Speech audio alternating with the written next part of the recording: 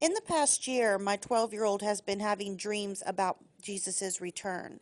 The first two are what it looks like here on earth after he calls his bride up, and the third is us on the clouds with Jesus. I will give you just the short version of what he shared with me. Okay, so the first dream he had was of after Jesus's return. He said, "Mom, it was awful. There were fires everywhere, all over the streets. There was empty cars.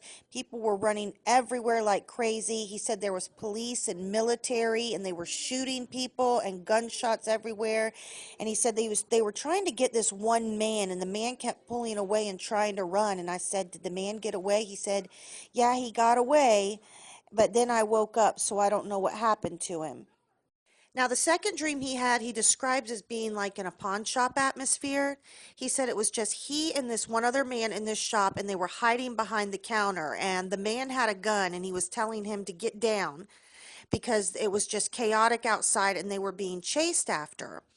And he said they were being chased after by, it was famous people on puppet strings. So this dream, I can't even get my son to talk about anymore, so it must have been really scary. So I kind of leave him alone. Now, this third dream he actually had the same night he had the second dream. And he said, "Mom, we were all standing in the clouds and it was thousands and thousands of people. And then all of a sudden, he said there was this huge staircase that came down, and Jesus came walking out through the clouds."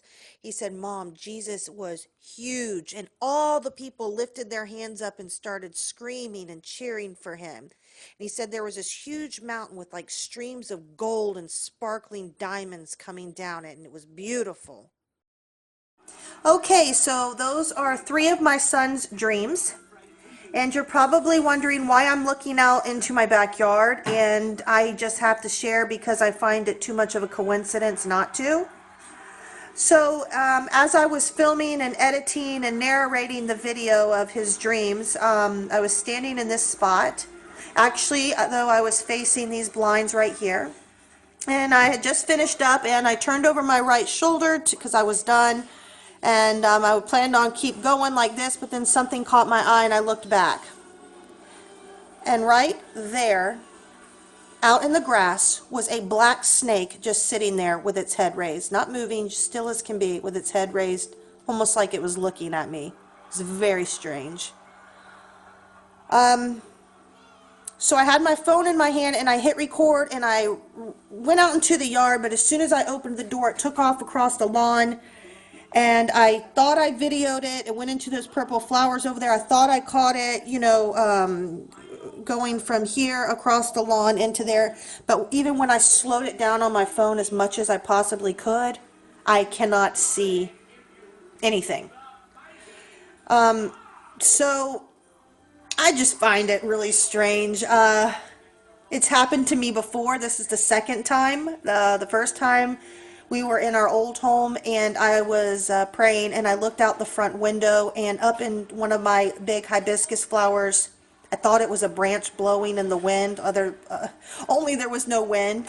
And it was a snake crawling in and out of these branches. Now, we don't have climbing snakes where I'm from. They're ground snakes. We don't, have boas and stuff like that. So, I could be wrong, but it was up in the bushes climbing around. So the fact that this happened again, and then it was so still, sitting out there, I don't know. Like I said, we could chalk it up to a coincidence. I personally believe it's a little bit more.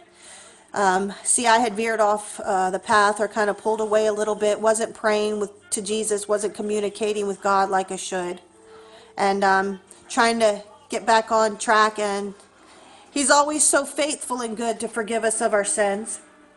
He loves us so much. I know He's coming soon. So I just had to share that. When you give your life to Jesus, are you trying to get back in communion with Him and talk to Him? Satan doesn't want that. He wants to put fear in you because you're becoming a threat. So regardless, I appreciate you watching. God bless. Jesus is coming soon, so let's be ready. Thanks.